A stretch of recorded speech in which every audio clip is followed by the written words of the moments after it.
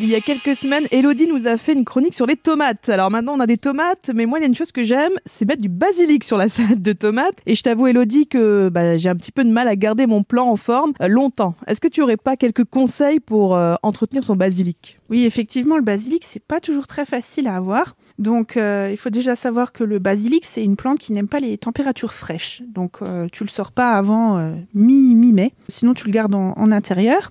À partir de mi-mai, tu peux le repiquer au jardin ou dans une jardinière. Et là, l'idéal, c'est de repiquer plant par plant, parce que souvent, tu achètes des pots où il y a plusieurs petites pousses dedans. Et il faut que la plante, elle soit pas encore trop développée. 3-4 feuilles, ça reprend mieux racine. Pour la récolte, en fait, là, je te conseille de pincer le bout des rameaux pour favoriser la ramification.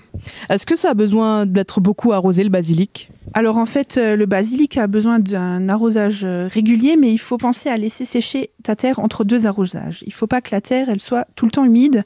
Et ce qui est important, surtout si tu l'as en pot, c'est de ne pas arroser les feuilles. Donc, plutôt privilégier l'arrosage au sol. Elodie, est-ce que tu sais s'il existe plusieurs variétés ? Oui, il y a beaucoup de variétés de basilic. Donc en fait, tu as le classique. Donc ça, c'est le basilic grand vert avec ses belles grosses feuilles.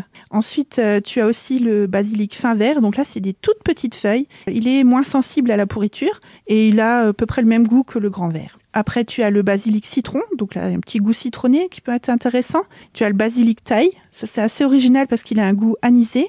Et j'ai découvert l'année dernière l'African Blue.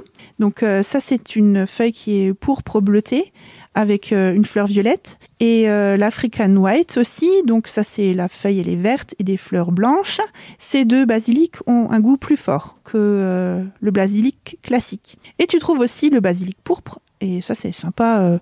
Pour ta salade de tomates, ça apporte un peu de couleur avec ses feuilles foncées. Grâce à toi, nos salades de tomates n'auront plus la même saveur.